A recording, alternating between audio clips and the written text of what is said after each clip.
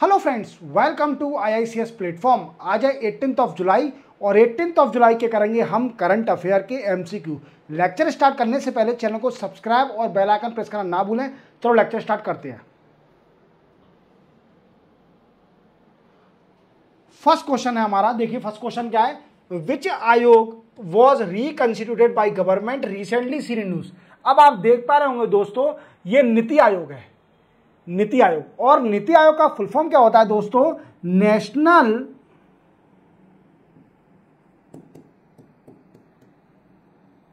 Institute for transforming India, transforming India. These are the full form of NITI Aayog. अब नीति आयोग आप जानते हो क्या रिप्लेस किया, कब सेटअप हुआ? तो दोस्तों 1 जनवरी 2015 को नीति आयोग सेटअप हुआ। क्लियर? अब इसने रिप्लेस किसको किया?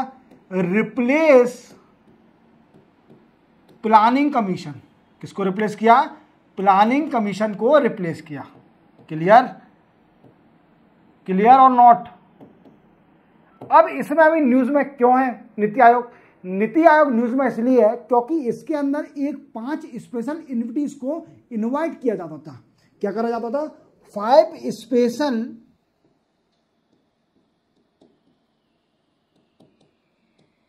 इन्विटीज को इनवाइट किया जाता था टू ट्रांसफॉर्म द कंट्री और इन participate in the NITI Aayog meeting. But अभी गवर्नमेंट ने इसकी स्ट्रेंथ को इंक्रीमेंट कर दिया है, 5 से कितना कर दिया है? 11 कर दिया है। और अभी 5 मेंबरों को ऐड कर दिया है इसके अंदर, स्पेशल इन्विटीज के अंदर। अब वो 5 कौन कौन है दोस्तों? तो आप जानते हो बीजेपी गवर्नमेंट, एनडीए की अलायंस गवर्नमेंट है। कहां पर? सेंटर में एनडीए की गवर्नमेंट है, ना कि बीजेपी गवर्नमेंट है। बीजेपी को मेजोरिटी नहीं मिली थी तो कई सारी पार्टी ने इसको सपोर्ट दिया था, जिससे मोदी साहब तीसरी बार प्रधानमंत्री बने इंडिया के अंदर। अब देखो किस किस पार्टी का सपोर्ट है इसको और किस किस मेंबर को बनाया है क्या स्पेशल इन्विटीज इन नीति आयोग। तो सबसे पहले बने दोस्तों राजीव रंजन सिंह। क्लियर? दूसरे हैं दोस्तों चिराग पासवान। तीसरे हैं एचडी कुमारस्वामी। नेक्स्ट नायडू। कौन? के.आर. नायडू। ये बने अभी मेंबर, इनको मेंबर बना दिया है स्पेशल इन्विटीज इन नीति आयोग। अब थोड़ा बहुत और जान लीजिए नीति आयोग के बारे में। जैसे नीति आयोग का चेयरमैन कौन होता है दोस्तों? तो इसका चेयरमैन होता है दोस्तों देश के प्रधानमंत्री। कौन होता है दोस्तों? Prime minister of India. और भी कौन है? नरेंद्र मोदी साहब इसके चेयरमैन है। क्लियर? अब इसमें क्वेश्चन बनता है कि वाइस चेयरमैन भी होता है इसके अंदर। तो वाइस चेयरमैन कौन है दोस्तों? तो वाइस चेयरमैन है इसके Suman Bery. Clear? And next is CEO. NITI Aayog के सीईओ कौन है? तो BBR सुब्रमण्यम।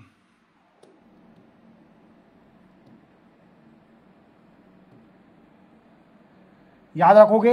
याद रखोगे? ये सारा नीति आयोग के बारे में मैंने आपको क्लियर कर दिया है। और ये न्यूज में क्यों है? क्योंकि अभी प्रीवियसली नीति आयोग के अंदर 5 स्पेशल इन्विटीज होते थे। अब उसकी स्ट्रेंथ बढ़ा के कितनी कर दी है? 11 कर दी है। और 5 नए जो कि एनडीए अलायंस के मेंबर थे। एनडीए अलायंस मतलब बीजेपी का अलायंस है, जैसे सरकार बनी है कोalition गवर्नमेंट, उनमें से 5 लोगों को भी इसका मेंबर बना दिया स्पेशल इन्विटीज नीति आयोग का। वो कौन कौन है? जैसे एचडी कुमारस्वामी, अपना चिराग पासवान, राजीव रंजन सिंह एंड अपने जो नायडू है के.आर. नायडू, इनको बना दिया है मेंबर। और एक और है, मैं उनका नाम भूल गया, आपको बताना, Jatin Ram Manjhi.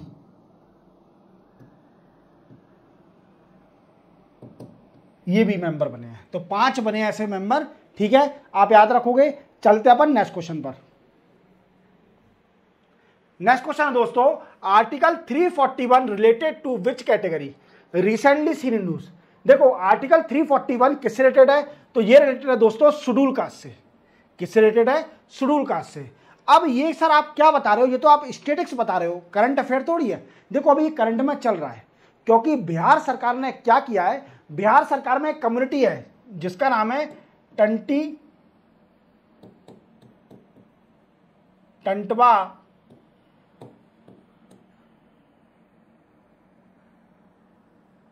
Community. Clear, Tantwa community. अब इस कम्युनिटी क्या कैटेगरी है, ये एक्सट्रीमली बैकवर्ड कास्ट है। बिहार के अंदर इसको एक्सट्रीमली बैकवर्ड कास्ट का टैग मिला हुआ है।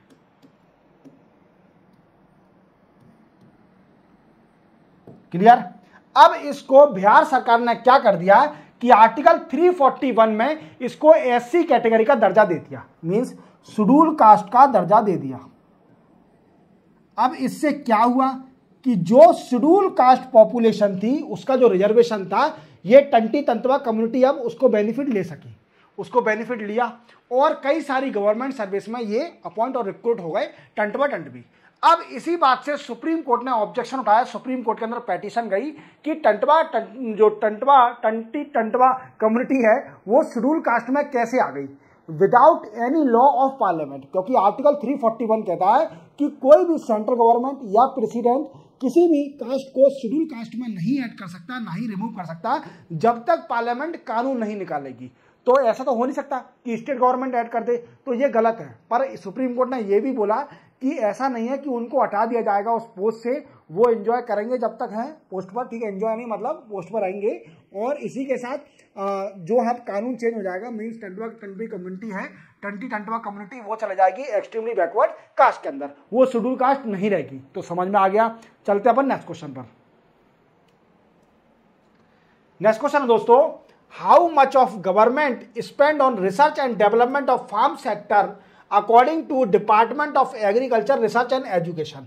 अब देखो मैंने आपको प्रीवियस लेक्चर में बताया था कि इंडियन काउंसिल ऑफ एग्रीकल्चर का 96th एनिवर्सरी थी, मींस 96th फाउंडेशन ईयर था, मतलब इसको 96th ईयर हो गए हैं, मींस अपनी बर्थडे बना रही है 96th। मतलब इंसान तो इतना जीता नहीं है 96 और 96th ईयर तक मतलब फाउंडेशन में है और चेंज नहीं हुआ, देख रहे हो। और प्लानिंग कमीशन कब आया, वो आया 1950 में और उसको रिप्लेस कर दिया किसने, नीति आयोग ने। समझ रहे हो मेरी बात को।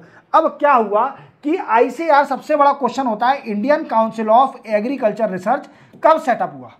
तो दोस्तों ये सेटअप हुआ 1929 में। कब सेटअप हुआ, 1929 में, और 96th इसका फाउंडेशन ईयर था अभी। अब इस फाउंडेशन ईयर में जो हमारे एग्रीकल्चर मिनिस्टर बने यूनियन के, जो नए एग्रीकल्चर मिनिस्टर जो कि former CM of Shivraj Singh Chouhan, वो भी इसको अटेंड करने गए। और इसमें कई सारा, एक आईसीआर ने एक प्रोग्राम भी स्टार्ट करा अपने फाउंडेशन ईयर पर कि उसका नाम था वन साइंटिस्ट। मैंने आपको प्रीवियस लेक्चर में भी बताया था, मैं फिर से रिपीट कर रहा हूं, वन साइंटिस्ट वन प्रोडक्ट, ये प्रोग्राम भी स्टार्ट किया था। अब इस प्रोग्राम में क्या था, तो दोस्तों enhance research in agriculture and animal husbandry. Animal husbandry याद रखोगे, याद रखोगे क्या, ये इसका प्रोग्राम का मेन मोटिव था। अब न्यूज क्या है, सबसे मेन क्वेश्चन बनता है कि न्यूज सर आप क्या बता रहे हो, वो क्वेश्चन समझाइए। तो देखो इन्हें एक और बात बोली थी इसके अंदर कि सर जी अगर देखा जाए तो इंडिया के बजट में सिर्फ only 0.2% of budget spend on farm sector.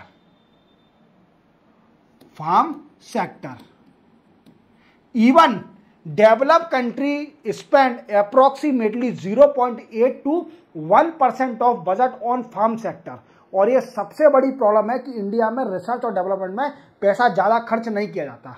Means जो department of agriculture research and education है, सिर्फ ओनली उसको 0.2% ऑफ बजट पैसा मिलता है, फंड मिलता है for research and development of the farm sector. Farm sector पर रिसर्च और डेवलपमेंट करने के लिए सिर्फ ओनली 0.2% बजट मिलता है। तो इसका आंसर क्या होगा दोस्तों, 0.2% ऑफ बजट।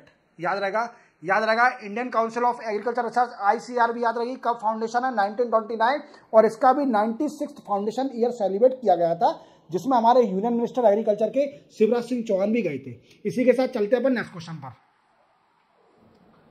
नेक्स्ट क्वेश्चन है दोस्तों, which state government pass bill to promote employment in local factories and industry to domicile citizen. अब देखो ये है दोस्तों कर्नाटका स्टेट ने क्या किया है, एक कानून निकाला है अपनी लेजिस्लेटिव असेंबली में, विधानसभा में एक कानून निकाला है। इस कानून के हिसाब से जो भी कर्नाटका के अंदर लोकल इंडस्ट्री हैं और लोकल फैक्ट्री हैं, उनको मैंडेट कर दिया है कि वो क्या करें, कि वो अपनी इंडस्ट्री में 75% of management position and 50% of non management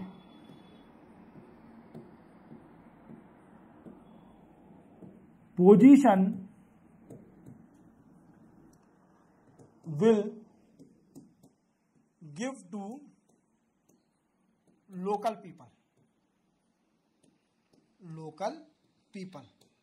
अब सर आप ये बात बताइए कि हमारे इंडिया में तो एक बात लिखी हुई है कि यूनिटी और इंटीग्रिटी इंडिया में होना चाहिए, किसी भी टेरोक्लिज्म और रीजनल टेंडेंसी नहीं आना चाहिए किसी भी स्टेट में।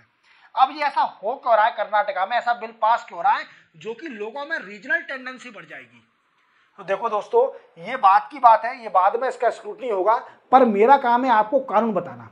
इसमें ये मैंडेट कर दिया है कि जो लोकल पॉपुलेशन है उसको 75% of position in factory and industry of management position सिर्फ ओनली डोमिसाइल हो गए, जो कि कर्नाटका स्टेट ऑफ बॉर्न हुए हैं और कन्नड़ लैंग्वेज जानते हैं, और या फिर 15 साल से कन्नाडा में रह रहे हैं, कर्नाटका में रह रहे हैं, तो अभी डोमिसाइल कहलाएंगे। या फिर उसका जो सर्टिफिकेट होगा सेकेंडरी सर्टिफिकेट, उनके पास सर्टिफिकेट में उनकी एक लैंग्वेज कन्नड़ होना चाहिए। अगर नहीं भी है, सेकेंडरी सर्टिफिकेट है उनके पास, तो उनको कन्नड़ प्रोफिशिएंसी टेस्ट को निकालना पड़ेगा, तब वो डोमिसाइल कहलाएंगे, तब वो इंडस्ट्री और फैक्ट्री में जाएंगे।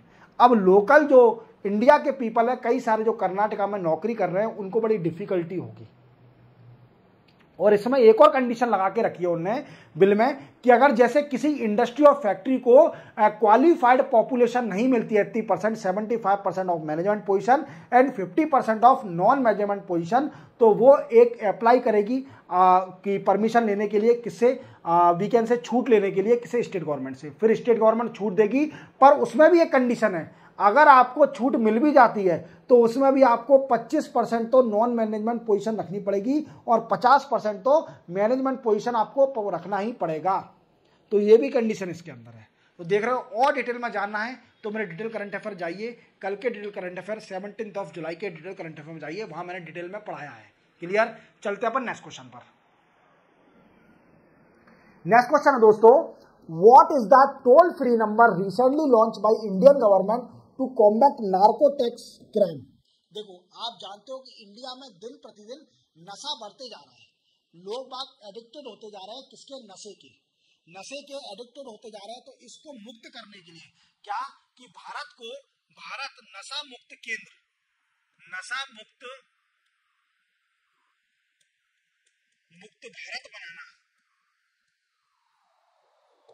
बाय 2047 तक नशा मुक्त भारत बनाना, ये गवर्नमेंट का टारगेट है। इस टारगेट को अचीव करने के लिए सरकार ने एक टोल फ्री नंबर लॉन्च किया है, टोल फ्री बताया, जिसमें नशा मुक्ति केंद्र के लिए फ्री सेवा दी जाएगी, या फिर वो बता सकता है ड्रग्स कहाँ पर मिल रहे हैं, या फिर नशा की चीज़ें कोई भी प्रोडक्ट कहाँ मिल रहा है नशे का। तो वो है नंबर दोस्तों 1933 मीन्स 1933 टोल फ्री नंबर है, इस पर लगाइए और सजेशन लीजिए नशा मुक्त कैसे होना है, क्या होना है। और इसी के लिए मैंने एक और बार बताया था कि इसका एक ईमेल भी बना है, जिसका नाम से स्टार्ट करा है मानस एक प्रोग्राम भी है नशा मुक्त के लिए, जिसका फुल फॉर्म है मादक पदार्थ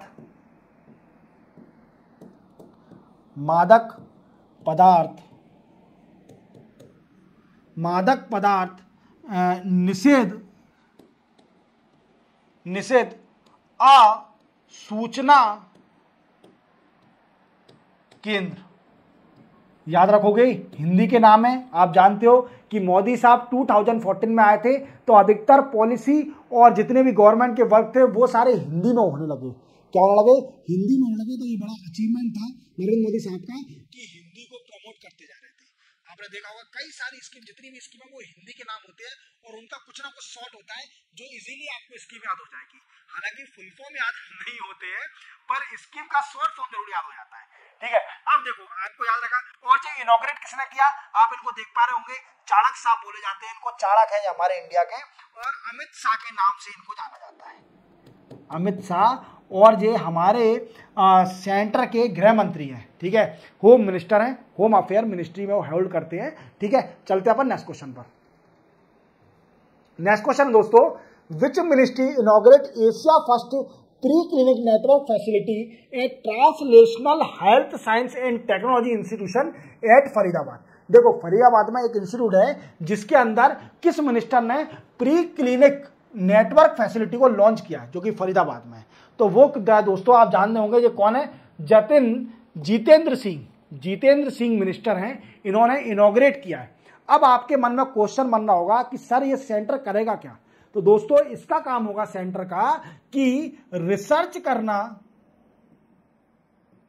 research and development on drugs and vaccine and promote health care sector. याद रखोगे इस सेंटर का ये वर्क होगा। क्लियर, चलते अपन नेक्स्ट क्वेश्चन पर। नेक्स्ट क्वेश्चन दोस्तों, which country hosted 45th scientific assembly of the committee on space research. देखो जिसको शॉर्ट में बोलते हैं कॉस्पर। तो किस कंट्री ने होस्ट कराया? 45वीं पहली बार इस कंट्री ने होस्ट कराया इसको। स्पेस रिसर्च की कमेटी है और इसको होस्ट करने वाले दोस्तों साउथ कोरिया। किसने होस्ट कराया? साउथ कोरिया ने। अब इसमें क्या होगा दोस्तों, तो देखो 3000 मतलब 3000 scientist and industrialist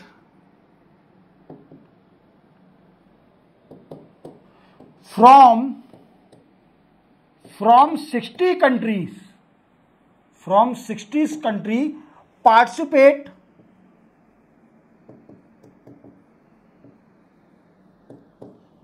in this committee। इस कमेटी में सेटअप कितने 60 कंट्री से approximately 3000 scientist and industrialist setup means committee of participate किया था। और ये डिस्कस क्या करेंगे? स्पेस के ऊपर। देखो ये मीटिंग चल रही है जुलाई 13 से लेकर 21 जुलाई तक ये मीटिंग चलेगी। और ये मीटिंग कहाँ हो रही है दोस्तों? ये लिखा है बुसान, साउथ कोरिया में। बुसान के अंदर साउथ कोरिया में ये मीटिंग चल रही है, कमेटी मीटिंग। याद रखोगे। चलते अपन नेक्स्ट क्वेश्चन पर। नेक्स्ट क्वेश्चन है दोस्तों, which day is observe as a world day for international justice 2024। देखो ये सिंपल है, इसमें तो ज्यादा याद रखना। 17 जुलाई को ये डे पड़ता है, world day for international justice 2024। आप जानते हो इंटरनेशनल कोर्ट ऑफ जस्टिस कहां पर है? हेग में है। ठीक है, और ये क्या है? इंटरनेशनली जस्टिस देना। ठीक है, रूल ऑफ लॉ और इंडिपेंडेंस, जस्टिस और ये सब बातें हैं, तो ये दिन ऑब्जर्व करा जाता है। क्लियर, ये क्वेश्चन सिंपल है। और चलते अपन नेक्स्ट क्वेश्चन पर। नेक्स्ट और लास्ट क्वेश्चन है दोस्तों आज का, जिसमें how much dollar release by Indian to the UN relief and work agency for Palestinian refugee 2024-25। देखो आप देख पा रहे होंगे फोटो में, तो आपको पता चल रहा होगा 2.5 बिलियन डॉलर रिलीज करा है। पर इंडिया का टारगेट है, इंडिया ने बोला कि 2024-25 में हम 5 मिलियन, बिलियन नहीं, 5 मिलियन, इतना पैसे वाली नहीं है इंडिया की, 5 बिलियन दे देगी। 5 मिलियन डॉलर कंट्रीब्यूट करेगी, कंट्रीब्यूट इन यूएन कौन से? UN relief and work agency for Palestinian refugee 2024-25। इसमें देगी 5 मिलियन डॉलर देगी एनुअली, साल का। पर इसमें से पहला इंस्टॉलमेंट चला गया है $2.5 मिलियन दे चुकी है इंडिया। और रिफ्यूजी, पैलेस्टाइन रिफ्यूजी के लिए आप जान रहे हो कितना सारा वार चल रहा है, ठीक है, इराक, ये कितना मतलब वी कैन से यार इनोसेंट लोग हैं, क्यों ऐसा कर रहे हो, क्यों वार लड़ रहा है। मैं रशिया और यूक्रेन से भी बोलना चाहूंगा कि पीसफुल रहो। इंडिया की हमेशा पॉलिसी रही है कि पीसफुल रहना चाहिए। इसी के साथ 18 जुलाई के करंट अफेयर के एमसीक्यू कंप्लीट होते हैं। चैनल को सब्सक्राइब और बेल आइकन प्रेस करना ना भूलें और इस वीडियो को दोस्तों के साथ शेयर करें। मिलते हैं हम कल 19 जुलाई को नए करंट अफेयर के एमसीक्यू के साथ। तब तक के लिए जय हिंद।